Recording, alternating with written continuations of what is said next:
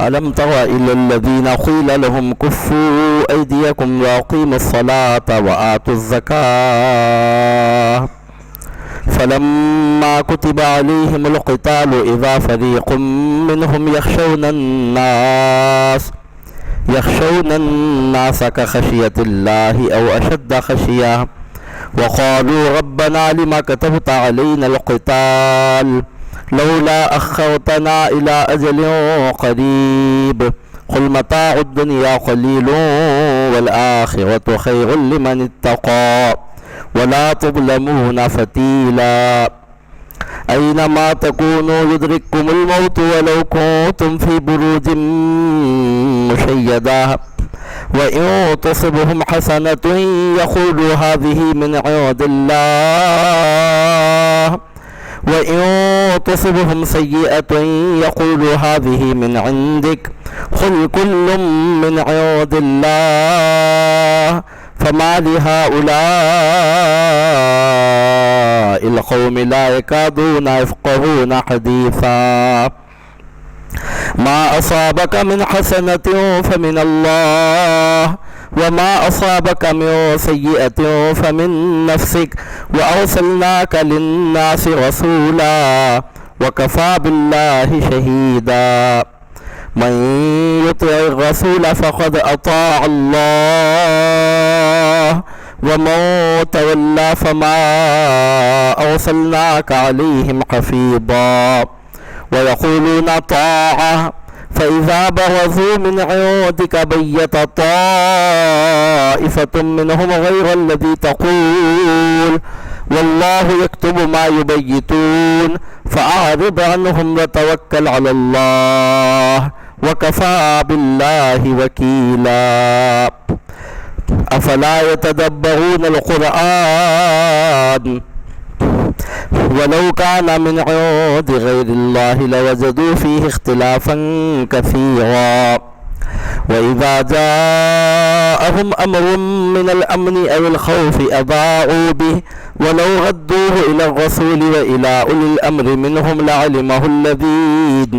لعلمه الذين يستنبطونه منهم ولولا فضل الله عليكم ورحمته لاتبعتم الشيطان إلا قليلا فقاتل في سبيل الله لا تكلف إلا نفسك وحرض المؤمنين عسى الله أن يكف بأس الذين كفروا والله أشد بأسا وأشد تنكيلا من يشفع شفاعة حسنة يكن له نصيب منها ومن يشفع شفاعة سيئة يكن له كفل منها وكان الله على كل شيء مقيتا وإذا حييتم بتحية فحيوا بأحسن منها أو ردوها إن الله كان على كل شيء حسيبا الله لا إله إلا هو ليجمعنكم إلى يوم القيامة لا ريب فيه ومن أصدق من الله حديثا بارك الله لنا ولكم في القرآن العظيم ونفعنا وإياكم بالآيات والذكر الحكيم إنه تعالى جواد كريم ملك بر رؤوف رحيم ورب حليم نحمد الله تعالى ونصلي على رسوله الكريم وعلى آله وصحبه أجمعين نشهد أن لا إله إلا الله وحده لا شريك له ونشهد أن محمدا عبده ورسوله من لا نبي بعده أما بعد فقد قال الله تبارك وتعالى في عظمة حبيبه فأعوذ بالله من الشيطان الرجيم إن الله وملائكته يصلون على النبي يا أيها الذين آمنوا صلوا عليه وسلموا تسليما اللهم صل وسلم وبارك على حبيبك ونبيك سیدنا و مولانا محمد وعلی آلہ وصحبہ اجمعین۔ چشم اقوام یہ نظارہ اب تک دیکھے، چشم اقوام یہ نظارہ ابد تک دیکھے، رفت شان رفانہ لک ذکرک دیکھے، قوت عشق سے ہر پست کو بالا کر دے، دہر میں اس میں محمد سے اجالا کر دے، صلی اللہ علیہ وآلہ وصحبہ وسلم۔ معزز برادران ملت اسلامیہ، اللہ سبحانہ و تعالیٰ کے فضل و کرم سے، اس کے حسن توفیق سے ہفتہ وار درس تفسیر قرآن مجید کی مبارک مقدس پاکیزہ نورانی بابرکت محفل میں آپ ہم جمع ہوئے ہیں۔ سلسلہ وار درس تفسیر قرآن مجید کے ضمن میں منعقد ہونے والی آج کی یہ نشست نمبر 58 ہے، نشست نمبر 58 ہے، جس میں سورہ نساء کا رکوع نمبر 11 ابھی مکمل تلاوت کیا گیا ہے۔ قبل اس کے کہ تفسیری مضامین کا بیان ہو، ترجمہ سماعت کریں۔ سورہ نساء کا رکوع نمبر 11 ہے۔ اللہ رب العزت ارشاد فرماتا ہے، کیا نہیں دیکھا آپ نے ان لوگوں کی طرف جنہیں جب کہا گیا روکو اپنے ہاتھوں کو اور قائم کرو نماز اور دو زکوٰۃ، پھر جب فرض کیا گیا ان پر جہاد، تب ایک گروہ ان میں سے ڈرنے لگ گیا لوگوں سے جیسے ڈرا جاتا ہے خدا سے یا اس سے بھی زیادہ، اور کہنے لگے اے ہمارے پروردگار، کیوں فرض کر دیا تو نے ہم پر جہاد اور کیوں مہلت نہ دی تو نے ہمیں تھوڑی مدت تک؟ کہو دنیا کا سامان بہت قلیل ہے اور آخرت زیادہ بہتر ہے اس کے لیے جو تقوی اختیار کرے، اور نہیں ظلم کیا جائے گا تم پر کھجور کی گھٹلی کے ریشے کے برابر۔ جہاں کہیں تم ہوگے آلے گی تمہیں موت، اگرچہ تم پناہ گزی ہو مضبوط قلعوں میں، اور اگر پہنچے انہیں کوئی بھلائی تو کہتے ہیں یہ اللہ کی طرف سے ہے، اور اگر پہنچے انہیں کوئی تکلیف تو کہتے ہیں یہ آپ کی طرف سے ہے۔ اے میرے رسول آپ فرمائیے سب اللہ کی طرف سے ہے۔ تو کیا ہو گیا ہے اس قوم کو بات سمجھنے کے قریب ہی نہیں جاتے؟ جو پہنچے بھلائی آپ کو سو وہ اللہ کی طرف سے ہے، اور جو پہنچے تکلیف آپ کو سو آپ کی طرف سے ہے، اور بھیجا ہے ہم نے آپ کو سب لوگوں کی طرف رسول بنا کر، اور کافی ہے اللہ تعالیٰ گواہ۔ جس نے اطاعت کی رسول کی تو یقیناً اس نے اطاعت کی اللہ کی، اور جس نے منہ پھیرا تو نہیں بھیجا ہم نے آپ کو ان کا پاسبان بنا کر۔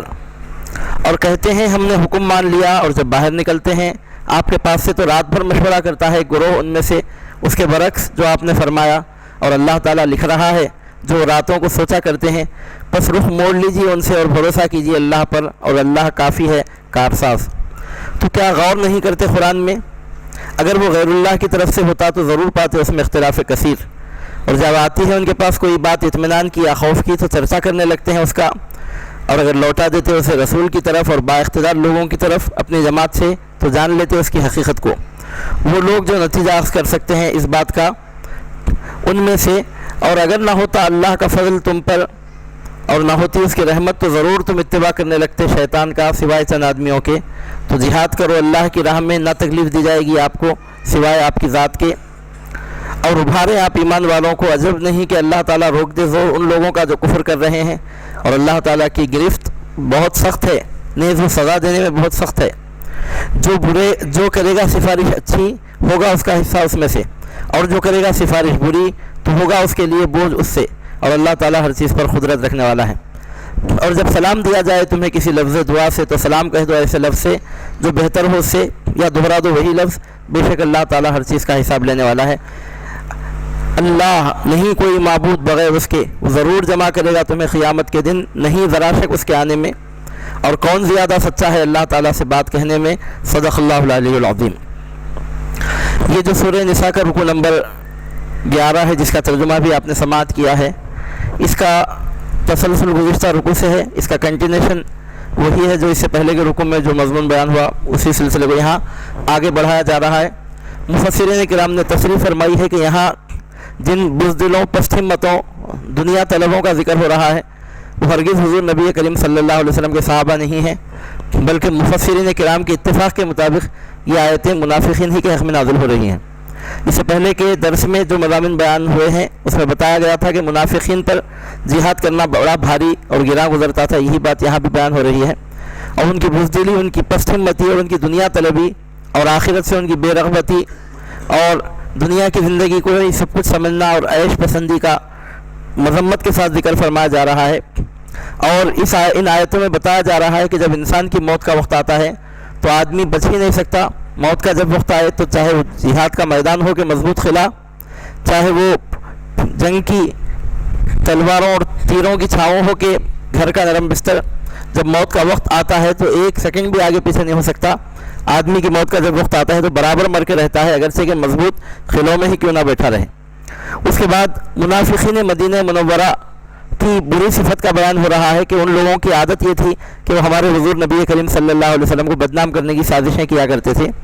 سرکار پاک علیہ السلام جو حق و صداقت کا پیغام لے کر آئے تھے اس کا جواب تو دے نہیں سکتے تھے، اس کو رد کرنے کی تو ان میں بال کے برابر صلاحیت نہیں تھی. چنانچہ حضور نبی کریم صلی اللہ علیہ وسلم کو دوسرے طریقوں سے بدنام کرنے کی کوشش کرنے لگتے تھے، کیا کرتے تھے. اس میں سے ایک ان کی بری صفت، بری سازش، برا منصوبہ اور ان کی بری عادت یہ بھی تھی کہ لوگوں میں کہنے لگتے کہ جب کوئی اچھا معاملہ دیکھنے میں آتا، جب کوئی خیر برکت دیکھنے میں آتی تو کہتے کہ یہ تو تقدیری امور ہے، یہ تو اللہ کی طرف سے ہے، یہ تو دنیا کا نظام ہے، ایسا تو ہونا ہی ہے. لیکن جب کوئی ایسی بات ہوتی جو ناگوار گزرتی تو اس کو براہ راست حضور نبی کریم صلی اللہ علیہ وسلم کی طرف پھیر دیتے، نعوذ باللہ من ذالک، اور کہتے کہ یہ تو ان کی وجہ سے ہے، ان کے صحابہ کی وجہ سے ہے، ان کے قدم کے آئے ہیں مدینے میں بے برکتی ہی بے برکتی ہو گئی، نعوذ باللہ العیاذ باللہ تعالی. یہ کفریہ جملہ کہا کرتے. یعنی مطلب یہ کہ جب اب دنیا میں اللہ تعالیٰ نے دھوپ کے بعد چھاؤں، صبح کے بعد رات، اندھیرے کے بعد اجالا، غم کے بعد خوشی، کمزوری کے بعد طاقت کے بعد کمزوری، اور عدم سے زندگی کے بعد موت، یہ سلسلہ اللہ تعالیٰ نے دنیا میں رکھا ہے. صبح ہوتی ہے، شام ہوتی ہے، سورج ڈھلتا ہے، غروب ہوتا ہے، طلوع ہوتا ہے، موسم بدلتے ہیں، اجالے کے بعد اندھیرا، اندھیرے کے بعد اجالا ہوتا ہے. یہ اللہ تعالیٰ کی قدرت کا نظام ہے. نظام قدرت میں جب کوئی بات ان کو اچھی معلوم ہوتی تو یہ نہیں کہتے کہ حضور صلی اللہ علیہ وسلم کے خدم مبارک کی برکت سے ہوا، جب بولتے یہ تو اللہ کی طرف سے، یہ تو تقدیری امور ہے، یہ تو ہونا ہی ہے. لیکن جب کوئی بات ناگوار گزرتی ہے تو اس کو براہ راست نعوذ باللہ من ذالک حضور نبی کریم صلی اللہ علیہ وسلم کی طرف منسوب کر دیتے. تو اللہ سبحانہ و تعالیٰ بڑی سختی کے ساتھ ان کی اس بے ادبی کا رد فرما رہا ہے اور بڑے کھلے اور سخت الفاظ میں ان کی مذمت فرما رہا ہے. اسے یہ بتایا جا رہا ہے کہ بات ہمارے حضور نبی کریم صلی اللہ علیہ وسلم کی تنہا نہیں ہے، بات یہاں پورے انسانوں کی ہے. سرکار صلی اللہ علیہ وسلم کی امت ہی کی نہیں بلکہ پورے انسانیت کے لیے یہی بات ہے کہ آدمی کو جب کوئی بھلائی پہنچتی ہے تو یقیناً وہ اللہ کی طرف سے پہنچتی ہے، اس میں شک نہیں ہے. اگر انسان کے نیک عمل کی وجہ سے بھی کوئی بھلائی پہنچتی ہے تو بھی اللہ کی طرف سے، اللہ کے فضل سے ہے، کیونکہ انسان کا عمل کتنا ہی کامل کیوں نہ ہو پھر بھی وہ ناقص ہے. حضور نبی کریم صلی اللہ علیہ وسلم نے فرمایا تھا کہ ہر شخص جنت میں اللہ کی رحمت ہی سے داخل ہوگا، کوئی اپنے عمل سے داخل نہیں ہوگا. عمل سے رحمت نصیب ہوتی ہے، رحمت سے جنت میں داخلہ نصیب ہوتا ہے. تنہا عمل کسی کو جنت میں نہ لے جا سکتا. حدیث پاک میں آتا ہے کہ حضور نبی کریم صلی اللہ علیہ وسلم نے ارشاد فرمایا تھا کہ ہر کوئی اللہ کی رحمت ہی سے جنت میں جائے گا. تو بعض صحابہ ادب کے ساتھ عرض گزار ہوئے، یا رسول اللہ کہ آپ بھی اللہ کی رحمت ہی کی وجہ سے جنت میں داخل ہوں گے؟ تو سرکار صلی اللہ علیہ وسلم نے فرمایا ہاں، میں بھی اللہ کی رحمت ہی کی وجہ سے جنت میں داخل ہوں گا. تو اللہ تعالیٰ کی جانب سے فضل ہوتا ہے. اب دیکھیے ہمیں بات سمجھنے کی ہے، انسان نیک عمل اچھا کام کرتا ہے، اچھا کام کرنے سے اچھا نتیجہ ملتا ہے، یہ اسلام کی تعلیم نہیں ہے. اچھا کام کرنے سے اللہ کا فضل نصیب ہوتا ہے اور اللہ کا فضل ہی انسان کو کامیابی کی طرف پہنچاتا ہے. تنہا انسان کا عمل اس قابل نہیں ہے کہ اس کو کامیابی سے ہمکنار کر دے جب تک کہ اللہ تعالیٰ کا فضل شامل حال نہ ہو جائے. یعنی مطلب یہ کہ عمل سے فضل ملتا ہے، فضل سے کامیابی ملتی ہے، فضل سے رحمت جنت ملتی ہے، فضل سے مقصد پورا ہوتا ہے. اس کے برخلاف اگر کسی کو کوئی شر پہنچتا ہے، کوئی تکلیف پہنچتی ہے، کوئی نقصان پہنچتا ہے تو وہ کس کی طرف سے ہے؟ تو اس میں انسان کی بے تدبیری کا بھی دخل ہوتا ہے. اگرچہ کہ اللہ کی طرف سے ہے لیکن ادب کا تقاضا یہ ہے کہ اس کو اللہ کی طرف منسوب کرنے کے بجائے آدمی اپنی طرف اس کو منسوب کرے. اس میں ادب کا تقاضا ہے، ورنہ وہ بھی اللہ کی طرف ہی سے ہے. اسلام ایک ایسا مذہب ہے جس نے ہر اینگل سے، ہر زاویے سے، ہر گوشے سے، ہر جہت سے، ہر سمت سے توحید کی دعوت دی ہے اور توحید کا پرچار کیا ہے اور توحید کا اعلان کیا ہے. البتہ ایران کے مشرکوں میں نظریہ تھا، وہ سمجھتے تھے کہ خیر کا خدا الگ، شر کا خدا الگ ہے. ایرانیوں کا، پارسیوں کا یہ نظریہ رہا ہے. وہ دو خداؤں کے قابل تھے، ایک یزدان اور اس کو خیر کا خدا سمجھتے تھے. اب یہ الگ بات ہے کہ یزدان کا لفظ آگے چل کر ہمارے اردو میں، فارسی وغیرہ میں اللہ تعالیٰ کے لیے بھی استعمال ہوتا ہے، محبوب یزدانی بولتے ہیں. تو وہ اردو میں آ کر تو اللہ تعالیٰ کے لیے استعمال ہوا، مگر آتش پرستوں کا جو عقیدہ تھا وہ دو خداؤں کے قائل تھے. ایران کے لوگ جو آگ کی پوجا کرنے والے تھے، ہمارے حضور نبی کریم صلی اللہ علیہ وسلم کی جس وقت دنیا میں جلوہ گری ہوئی تھی تو ان کا مذہب بڑے عروج پہ تھا اور ان کی حکومت بڑے عروج پر تھی. اب آج کل تو خیر بالکل ہی کم تعداد میں ہے، مگر ایک زمانے میں ان کا عروج رہا ہے. تو ان لوگوں کا نظریہ یہ تھا، پارسیوں کا، आतिश परस्तों का, वो क्या समझते थे कि दो खुदाओं के कायल थे, एक यज़दान वो खैर का खुदा, और बोलते थे कि शर का खुदा दूसरा है, उसका नाम अहरमन है। दो खुदा हैं, यज़दान खैर का खुदा, अहरमन शर का खुदा, नऊज़ु बिल्लाहि मिन ज़ालिक। इस्लाम ने बताया अल क़द्रु खैरिही व शर्रिही मिन अल्लाह ताला, जो कुछ है सब अल्लाह की तरफ से है, चाहे खैर हो के शर, ईमान हो के कुफ्र। लेकिन अदब का तकाजा यह है कि ईमान को अल्लाह की तरफ मंसूब किया जाए और कुफ्र को इंसान की तरफ मंसूब किया जाए, वो अदब का पहलू है। अदब की वजह से ऐसा करते हैं, वरना खैर का खुदा, खैर को पैदा करने वाला, शर को पैदा करने वाला एक ही खुदा है। अब शर को उसने पैदा क्यों किया? इंसानों को आजमाने के लिए। शर को उसने पैदा क्यों किया? ताकि इंसानों का इम्तिहान ले। तो इम्तिहान के लिए उसने शर को पैदा किया, इब्लीस लईन मरदूद को पैदा किया, उसकी पूरी ज़ुर्रियत को पैदा किया, उसको क़यामत तक की ज़िंदगी दी। इब्लीस को जब आदम अलैहिस्सलाम के सजदे के इनकार के मौके पर मरदूद बारगाह इलाही किया जा रहा था, तो इब्लीस ने चंद चीज़ें मांगी थी और अल्लाह ताला ने वो चीज़ें उसको अता की। उसमें से एक चीज़ मांगा था कि परवरदिगार मुझे इंसानों के माल में शिरकत दे, माल में हिस्सा दे। तो अल्लाह ताला ने फरमाया जा दिया। यानी मतलब ये कि जो कुछ मांगा दिया, यहाँ तक कि माल में हिस्सा तलब किया तो वो भी दिया। चुनाचे सुनने में आता है, बात कहाँ तक सही है अल्लाह उसका रसूल बेहतर जाने, तो सुनने में ऐसा आता है बाज़ लोग बाज़ शयातीन की पूजा पाठ करते हैं तो उनके माल में इजाफा हो जाता है। अगर ऐसा होता है तो उसमें हैरत की बात नहीं है, उसने मांग कर लिया है अल्लाह ताला से, भीख में मांग कर लिया है, अब लाकर अगर थोड़ा बहुत उसने से बांट लिया तो क्या हैरत की बात है? ऐसा है तो हैरत की बात भी नहीं है। मगर मैं ये बताना चाहता हूँ आपको कि उन शयातीन की पूजा पाठ की वजह से अगर किसी की दौलत में इजाफा हो रहा है तो वो भी उनके घर से लाया हुआ माल नहीं है, वो भी अल्लाह ताला से भीख में खैरात में मांग कर हासिल किया हुआ माल है। लेकिन चूँकि प्रोसीजर गलत है, इस वास्ते ऐसा करना जुर्म है। चूँकि तरीक़ा गलत है, इस वास्ते ऐसा करना बहुत बड़ा गुनाह है, शिरक है, बल्कि जहन्नम में पहुंचाने का जरिया है। अगर कोई दौलत हासिल करने के लिए किसी दिन की अगर पूजा पाठ करता है, नऊज़ु बिल्लाहि मिन ज़ालिक, वो जहन्नम में जाएगा प्रोसीजर गलत होने की वजह से। मगर वो जिन भी जो दे रहा है अपने बाप के घर से लाकर नहीं दे रहा है, वो भी अल्लाह ताला से भीख में खैरात में मांग कर लिया है। यानी मतलब ये कि अल्लाह ताला की ताकत के बराबर में कोई अलग से ताकत नहीं है, वो ताकत के मुकाबले में एक दूसरी ताकत कुछ भी नहीं है, वही ताकत है। अगर इब्लीस का पूरा मिशन भी चल रहा है तो भीख में वही ताकत मांगकर उसी के परमिशन से, उसी के दिए हुए ताकत और क़ुव्वत के बलबूते पे, मगर प्रोसीजर गलत है, अंदाज गलत है, तरीक़ा कार गलत है, अल्लाह ताला की नाराज़गी है उसमें, इस वास्ते वो तरीक़ा गलत है। तो बहरहाल यहाँ बताया जा रहा है कि अगर किसी आदमी को कोई तकलीफ़ पहुँचती है तो कहना चाहिए कि वो हमारे करतूतों की वजह से है, और अल्लाह ताला ने दुनिया को चूँकि दारुल असबाब बनाया है, इस वास्ते इंसान को जब तकलीफ़ पहुँचती है तो यकीनन वो अल्लाह की तरफ से होती है। लेकिन सबब तो बहरहाल इंसान का कोई अमल बनता है उसके लिए। तो अदब का तकाज़ा ये है कि खैर को अल्लाह की तरफ और शर को अपनी तरफ मंसूब किया जाए। यह अलग बात है कि हर चीज़ उसी की पैदा की है, उसी ने पैदा किया है, आजमाने के लिए उसके मुकाबले में कोई दूसरा खुदा नहीं है। खैर का खुदा अलग, शर का खुदा अलग, नेकी का खुदा अलग, बदी का खुदा अलग, नऊज़ु बिल्लाहि मिन ज़ालिक।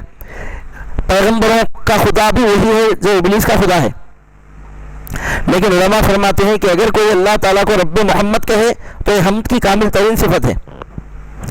अगर कोई अल्लाह ताला को रब्बे मोहम्मद कह के पुकारे तो हम्द की कामिल तरीन सिफत है। क्यों? इस वास्ते के मखलूक के ऐसे शाहकार का खुदा कहकर अल्लाह ताला को पुकारा जा रहा है कि उससे बेहतर अल्लाह ताला ने अपनी मखलूक में किसी को बनाया नहीं, किसी को पैदा नहीं किया। अगर कोई रब्बे मोहम्मद कहे तो अल्लाह ताला की हम्द करने का आला तरीन तरीक़ा है। अल्लाह ताला वो है जिसने ज़मीन बनाया, आसमान बनाया, तारीफ़ उस खुदा की जिसने जहाँ बनाया, कैसी ज़मीन बनाई, क्या आसमां बनाया, चांद सूरज बनाए, पेड़ पौधे लगाए, ये नाक़िस तारीफ़ है। पहाड़ों को ज़ोरदार बनाया, आसमां को साहिबा बनाया, नाक़िस इनकम्प्लीट तारीफ़ है। कंप्लीट और कामिल तारीफ़ ये है तारीफ़ उस खुदा की जिसने मोहम्मद रसूलुल्लाह के सर पर नबियों की इमामत का ताज सजा दिया, ये कामिल तारीफ़ है। अमजद हैदराबादी कहते हैं किस फिक्र में है जनाब अमजद कहिए, अलहम्द में क्यों है फ़िक्र बेहद कहिए। किस फिक्र में है जनाब अमजद कहिए, अलहम्द में क्यों है फ़िक्र बेहद कहिए। गर हमदे खुदा का हक़ अदा करना है दिल से एक बार या मोहम्मद कहिए। गर हमदे खुदा का हक़ अदा करना है दिल से एक बार या मोहम्मद कहिए। तो ये कामिल तरीन तरीक़ा है। अगर कोई अल्लाह ताला के बारे में कहे कि रब्बुल खिंज़ीर है, सुअर का खुदा है, तो उलमा फरमाते हैं ऐसा कहना कुफ्र है। रब्बुल खिंज़ीर कहना कुफ्र है, हालांकि हकीकत में साबित है अब खिंज़ीर को भी उसी ने पैदा किया, लेकिन बोलना कुफ्र है। रब्बे मोहम्मद कहना आला तरीन हम्द की सिफत है। पैगम्बरों का खुदा कहना कि हम्द की कामिल तरीन सिफत है। इसके बरखिलाफ शयातीन का नाम लेकर बोलना कि वो खुदा का खुदा है, और खिंज़ीर या किसी इस तरह के घिनौने जानवर का नाम लेकर, घिनौनी चीज़ का नाम लेकर बोलना कि इसका खुदा है, ऐसा कहना कुफर है। फरमाते हैं ए रब्बे खंजीर मेरी दुआ सुन ले, नऊज़ु बिल्लाह, नखल कुफर कुफर ना बाशद, ऐसा बोलने वाला काफिर हो जाता है। क्यों? हालांकि हकीकत अपनी जगह साबित है, अदब के भी तकाज़े होते हैं। तो अज़ीज़ान मोहतरम, अदब के तकाज़ों का ख्याल रखना भी ज़रूरी। वही अदब का तकाज़ा यहाँ सिखाया जा रहा है कि जब तुमको कोई भलाई पहुँचे तो बोलो ये अल्लाह की तरफ से, और जब तुमको कोई तकलीफ पहुँचे तो बोलना हमारे नफ्स की वजह से। अदब का तरीका सिखाया जा रहा है, अगरचे कि वो भी उसकी तरफ से है, लेकिन तुम सबब बन रहे हो तो शर को मुसब्बिबुल असबाब की तरफ फेरना नहीं चाहिए, बल्कि अपनी तरफ फेर लेना चाहिए। इसमें अदब है।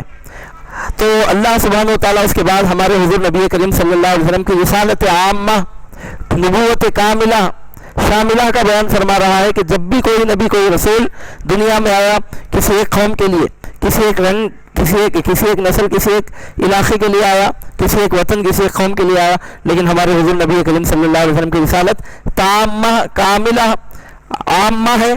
यानी कोई इलाका, कोई शहर, कोई गांव, कोई बस्ती, कोई रंग, कोई नस्ल, कोई ज़बान बोलने वाले, कोई कौमियत, कोई नेशनलिटी, कोई वतनियत रखने वाले ऐसे नहीं है जिनके लिए हुज़ूर नबी करीम सल्लल्लाहु अलैहि वसल्लम की दावत ना हो। शरक़ से लेकर गरब तक, शुमार से लेकर जुनूब तक, ज़मीन से लेकर आसमान तक, पूरी कायनात के लिए अल्लाह ताला ने आपको रसूल बना के भेजा। आपकी रिसालत कामिला का जिक्र यहाँ पर हो रहा है। सिवाय एक मोहम्मद अरबी सल्लल्लाहु अलैहि वसल्लम के कोई पैगम्बर पूरी कायनात की तरफ रसूल बन के नहीं आया। हर पैगंबर अपनी अपनी कौम की तरफ, अपने अपने वतन की तरफ, अपने अपने कबीले की तरफ नबी बन के आया।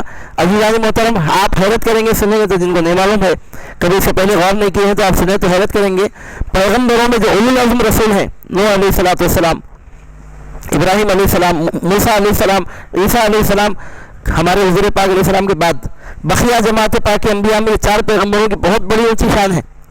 इनको उलुल अज़्म रसूल कहा जाता है। कुरान मजीद में जैसे अंदाज में इन 4 पैगंबरों का जिक्र आया है, जिस कदर ताज़ीम और तौक़ीर की ज़ियादती के साथ, और जिस कदर आला अंदाज में, जिस कदर एहतराम के साथ, और जैसे बेहतरीन अंदाज में इनका जिक्र आया है 4 पैगंबरों का, बखिया पैगंबरों का जिक्र एक अलग अंदाज में, ये 4 पैगंबरों का जिक्र और ज़्यादा ताज़ीम के अंदाज में, बहुत जलालत शान के इजहार के साथ हुआ है। ये 4 पैगंबर उलुल अज़्म कहलाए जाते हैं। सैयदना नूह अलैहिस्सलाम, सैयदना इब्राहीम अलैहिस्सलाम, सैयदना मूसा अलैहिस्सलाम और सैयदना ईसा अलैहिस्सलाम। इन 4 पैगंबरों के बारे में मैं आपके सामने मिसाल पेश करता हूँ। बखिया पैगंबरों के बारे में आपको अंदाज़ा लगा लीजिए। मिसाल के तौर पर सूरह सफ़ के पहले रुकू में इन 4 पैगंबरों में से 2 पैगंबरों का स्टेटमेंट एक साथ आया है। सूरह सफ़ के पहले रुकू में वइज़ क़ाल मूसा लिक़ौमिही या क़ौम इन्नी रसूलुल्लाहि इलैकुम, मूसा ने अपनी कौम से मुखातब होकर कहा कि ऐ मेरी कौम, मैं तुम्हारी जानिब अल्लाह का रसूल बना के भेजा गया हूँ। ये नहीं कहा कि ऐ इंसानों में सब, पूरे इंसानों की तरफ रसूल बना के भेजा गया हूँ। आज बनी इसराइल के अलावा दूसरे लोग यहूदियत की दावत दी जाए तो मूसा अलैहिस्सलाम के मंशा के खिलाफ है।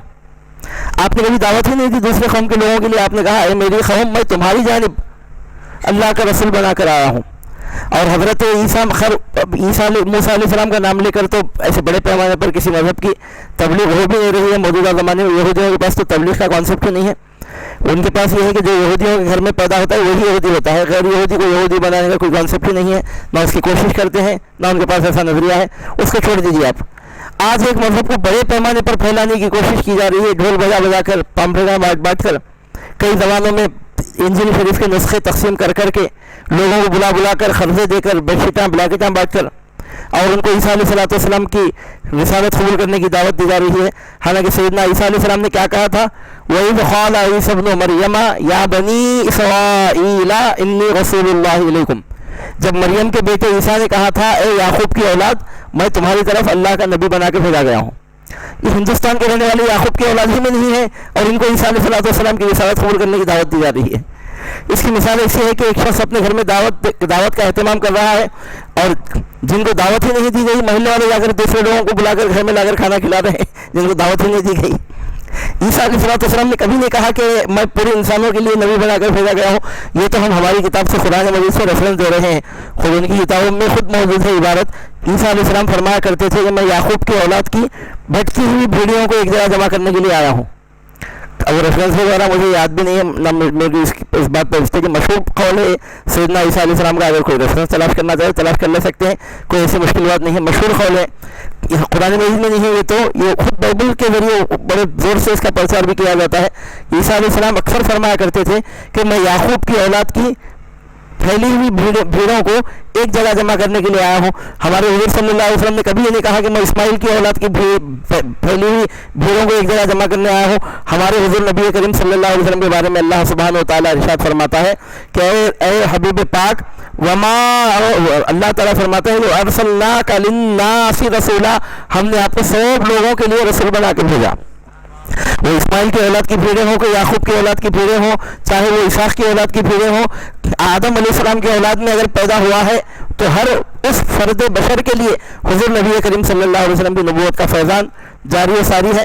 تو بہرحال اس میں کیا بتانا چاہتا ہوں آپ کو کہ اولو العزم رسولوں نے بھی یہ دعویٰ نہیں کیا کہ ہم تمام پیغمبروں کی طرف بھیجے, تمام قوموں کی طرف بھیجے گئے ہیں. دوسرے پیغمبروں سے ایکسپیکٹیشن نہیں کیا ہے, امید ہی کب کی جا سکتی ہے. قیامت کے دن جب پیغمبر اللہ کی بارگاہ میں حاضر ہوں گے تو کس طرح حاضر ہوں گے؟ بعض پیغمبر ایسے ہوں گے جن کے ساتھ بڑا مجمع ہوگا, بعض پیغمبر ایسے ہوں گے اور بڑی ان کی امت ہوگی. قیامت کے دن 120 صفحے اہل محشر کی قائم ہوں گی, ان میں 1,24,000 کم و بیش پیغمبروں کی سب کی ملا کر 40 صفحے ہوں گی, اور 80 صفحوں میں صرف ایک نبی برحق محمد رسول اللہ کی امت کھڑی رہے گی. 80 صفحوں میں حضور نبی کریم صلی اللہ علیہ وسلم کی امت کھڑی رہے گی. ایک سروے کے مطابق, ایک اطلاع کے مطابق, اللہ عالم بالصواب کہاں تک صحیح ہے, امریکہ میں سالانہ 20,000 لوگ اسلام قبول کرتے جا رہے ہیں اس وقت, اور ان قریب اسلام امریکہ کا دوسرا لارجسٹ مذہب ڈکلیئر ہونے والا ہے ان قریب. تو مطلب یہ تو موجودہ زمانے میں ہم دیکھ رہے ہیں, یہ 1400 سال سے ہے.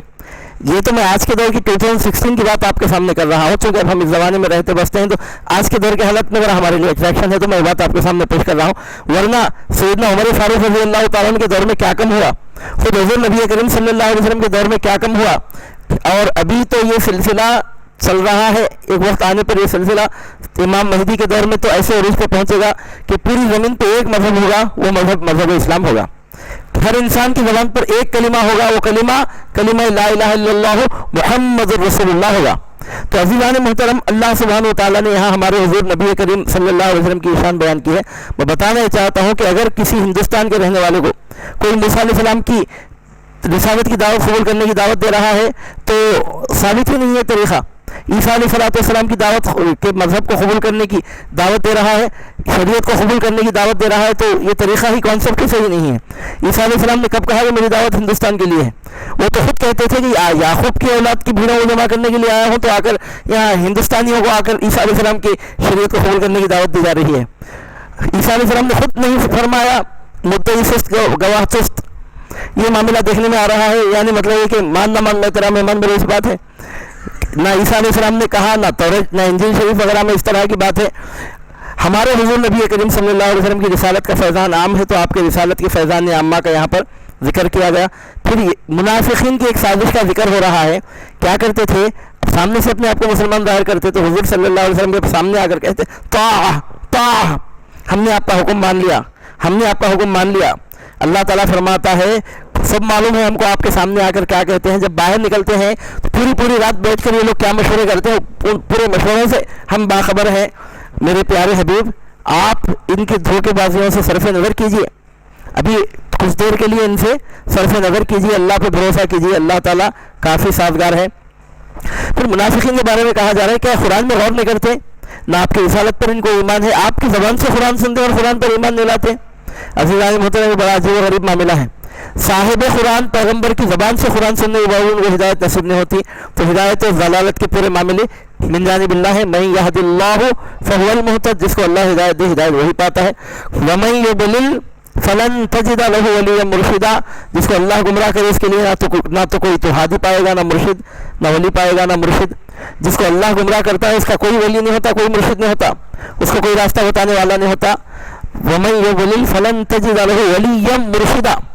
اب آج کے زمانے میں ولی کے لفظ سے چڑھتے لوگ, مرشد کے لفظ سے چڑھتے, ان کے پاس ولی بھی نہیں ہے, مرشد بھی نہیں ہے. اور اللہ تعالیٰ قرآن میں ولی کا لفظ بھی لا رہا ہے, مرشد کا لفظ بھی لا رہا ہے. ہمارے پاس ولی بھی ہے, ہمارے پاس مرشد بھی ہے.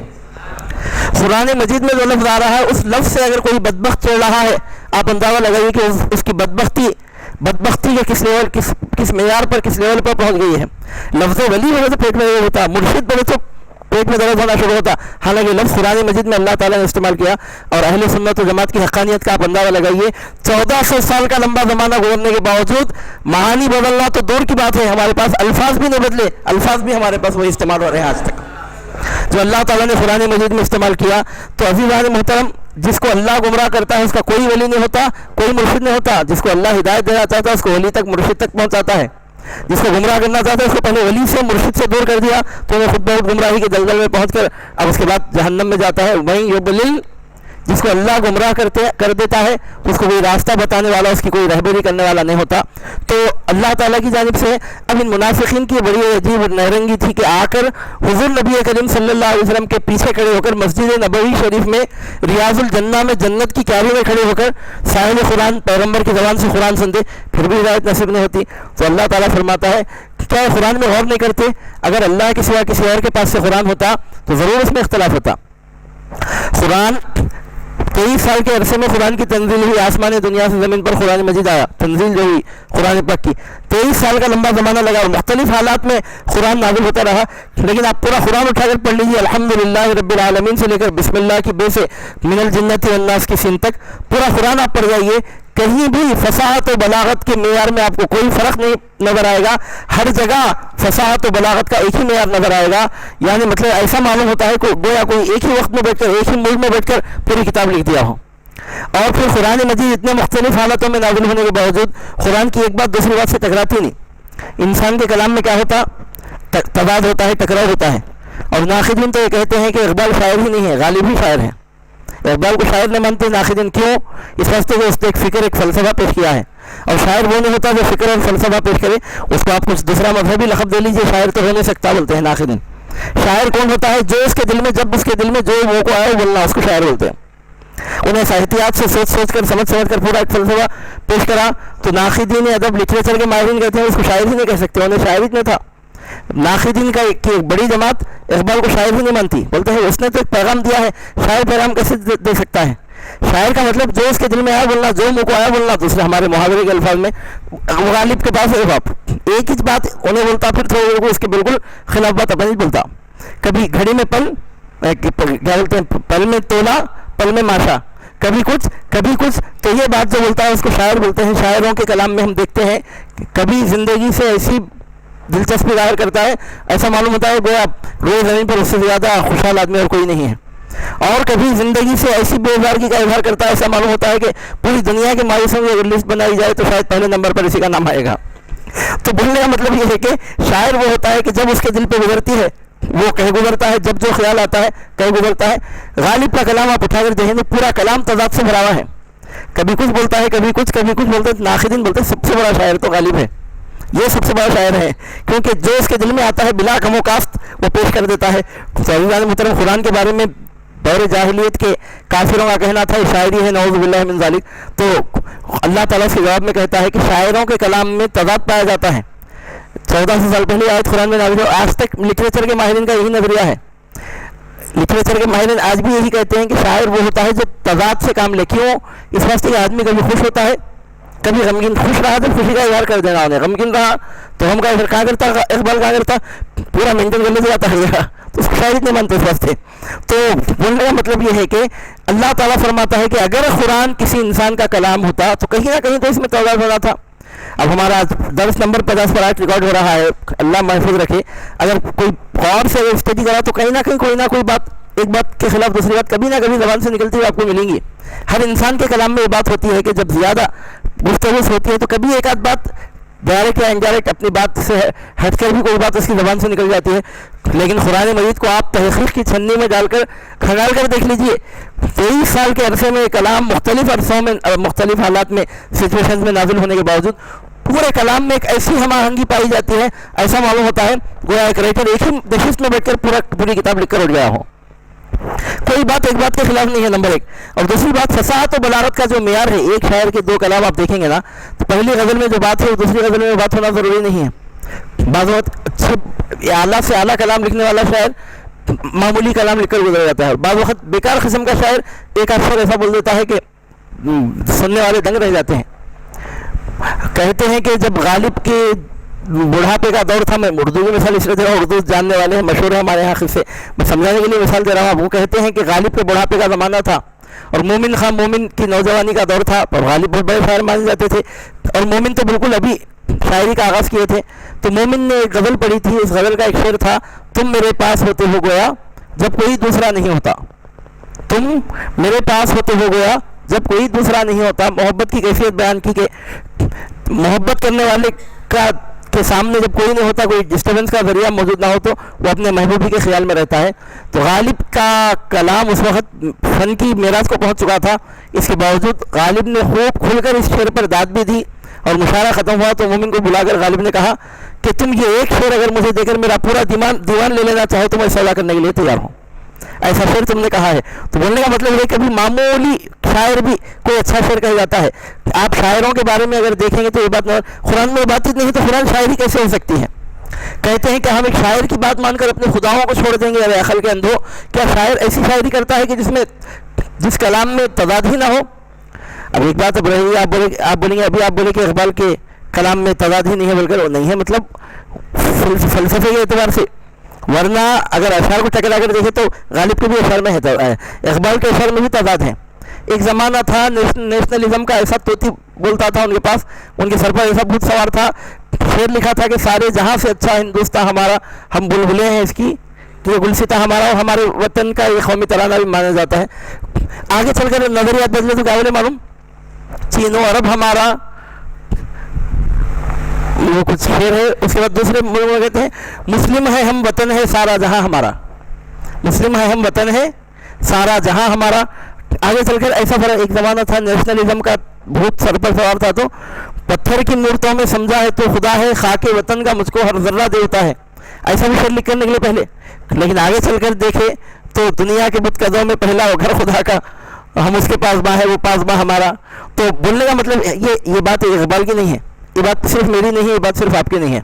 ہر انسان کے نظریات میں، خیالات میں تبدیلی ہوتی ہے، اور انسان کا کلام اگر ہے تو اس میں تضاد پایا جاتا ہے. 1 سے 10 مرتبہ کوئی آدمی کوئی بات کرا تو کہیں نہ کہیں کچھ نہ کچھ اس کے کلام میں تضاد پایا جاتا ہے. لیکن قرآن مجید آپ 6666 آیتیں پڑھ جائیے، کہیں کوئی تضاد ہی نہیں پایا جاتا.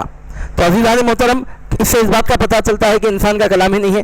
اور دوسری بات یہ ہے کہ فصاحت و بلاغت کا جو معیار ہے، اس معیار میں آپ دیکھیں گے کہ اس کو آپ گریڈ الگ گریڈ دے ہی نہیں سکتے کہ یہ فصاحت کے اے گریڈ میں ہے، بی گریڈ میں ہے، سی گریڈ میں بول ہی نہیں سکتے. پورا کلام فصاحت و بلاغت کے اے گریڈ میں رنگا ہوا، اور ایک ہی اسلوب میں، ایک ہی رنگ میں، ایک ہی آہنگ میں، ایک ہی اسٹائل میں، اور ایک ہی اسلوب میں، ایک ہی نہج پر پورا کلام پاک ملتا ہے، جو اس بات کو ثابت کرتا ہے کہ انسان کا کلام تو اللہ تعالیٰ فرماتا ہے. اگر میرے نبی پر بھروسہ نہیں ہے تو ان کو عقل تو ہے، دماغ تو ہے. قرآن میں غور کیوں نہیں کر لیتے؟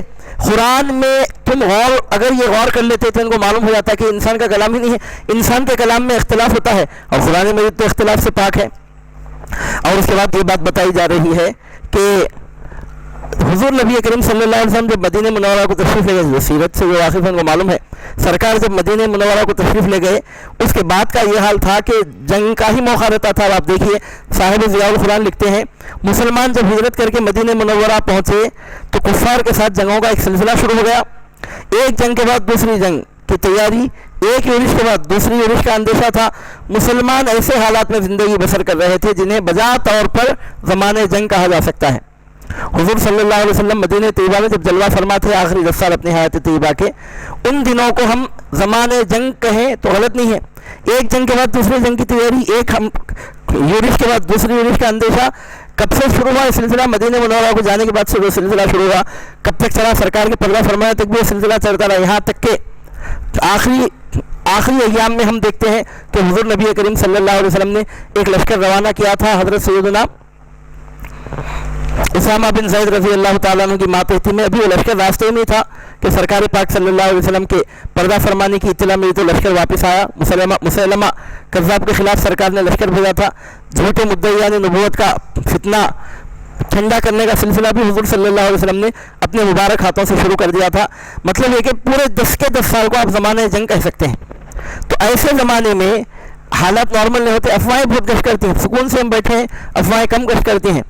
اگر زمانے جنگ ہو، اگر مشکل حالات کا موقع ہو، اگر ایسا موقع ہو کہ اس وقت کوئی بڑی مصیبت سر پہ منڈلا رہی ہو، تو ایسے موقع پر افواہیں بہت گشت کرتی ہیں. تو چونکہ زمانے جنگ کا معاملہ تھا تو لوگوں میں غیر غلط افواہیں بہت پھیلتی تھیں. تو اللہ تعالیٰ فرماتا ہے کہ مدینہ منورہ میں اگر کوئی افواہ پھیلی تو مسلمانوں کو چاہیے کہ اس افواہ کی طرف توجہ نہ کریں.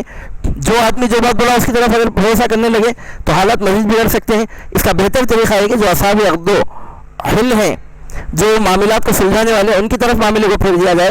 بہتر ہوتا اگر رسول کریم کی طرف اس کو پھیر دیتے, یا مسلمانوں میں جو ذمہ دار لوگ ہیں ان سے اگر رجوع کرتے, معاملات بیان کرتے تو ان کے لیے زیادہ بہتر ہوتا. اس کے بعد اللہ تعالیٰ فرماتا ہے کہ اگر تم پر اللہ کا فضل, اس کی رحمت نہ ہوتی تو تم میں سے بہت سارے لوگ شیطان کا اتباع کرنے لگ جاتے. یہ الگ بات ہے کہ اللہ کا فضل ہے, رحمت ہے قوم مسلم پر, امت محمدیہ پر, جس کی وجہ سے بہت سارے لوگ شیطان کی اتباع, اس کی پیروی کرنے سے بچے رہتے ہیں. اب یہاں منافقین کا ذکر ہو رہا ہے کہ جہاد کے لیے نکلنا ان کے لیے بڑا مشکل ثابت ہوتا ہے, حالانکہ موقع ہے اس وقت لیکن نکلنے کے لیے تیار نہیں ہے. تو اللہ تعالیٰ فرماتا ہے میرے پیارے حبیب جہاد کرو, اللہ کی راہ میں آپ کو کوئی تکلیف نہیں دی جائے گی. اور فرمایا جاتا ہے کہ آپ اگر جہاد کریں گے تو کیا عجب ہے کہ کافروں کا زور کمزور پڑ جائے. عجب نہیں کہ ان کا زور رک جائے جو کفر کر رہے ہیں زمین میں. اور اللہ تعالیٰ پکڑ کرنے پر جب آتا ہے, گرفت جب کرتا ہے اور سزا جب دیتا ہے تو بہت سخت انداز میں دیتا ہے. اس میں بتایا جا رہا ہے کہ جو آدمی کسی اچھے کام کے لیے سفارش کرے, یعنی کسی اچھے کام میں اپنے آپ کو ایسا شامل کرے کہ اس کام کی کامیابی اس کی کامیابی ہو, اس کام کی ناکامی اس کی ناکامی ہو, ہول اینڈ سول اپنے آپ کو مکمل طور پر اس کام میں انوالو کر لے, کسی اچھے یا برے کام میں. تو فرمایا جا رہا ہے کہ اچھے کام میں کسی کا ساتھ اس طرح دینا کہ ہر طریقے سے اس کے ساتھ انوالو ہو جانا. تو اگر کوئی کسی اچھے کام میں کسی کا اس طرح ساتھ دیتا ہے تو اچھا کام کرنے والے کو جتنا ثواب ملے گا اس کا ساتھ دینے والے کو بھی اتنا ہی ثواب ملے گا. ایسے ہی اگر کوئی برے کام میں کسی کا ساتھ اس حد تک دیتا ہے کہ ہر طریقے سے اس کام کو کامیاب کرنے کی کوشش کرتا ہے تو اس برے کام کے کرنے والے کو جتنا عذاب ہوگا اس کا اس طرح ساتھ دینے والے کو بھی ویسا ہی عذاب ہوگا. اور آگے بتایا جاتا ہے کہ جب کسی کو سلام کیا جائے, جب تم کو کسی لفظ سے سلام کیا جائے, تحیہ کا لفظ آیا ہے.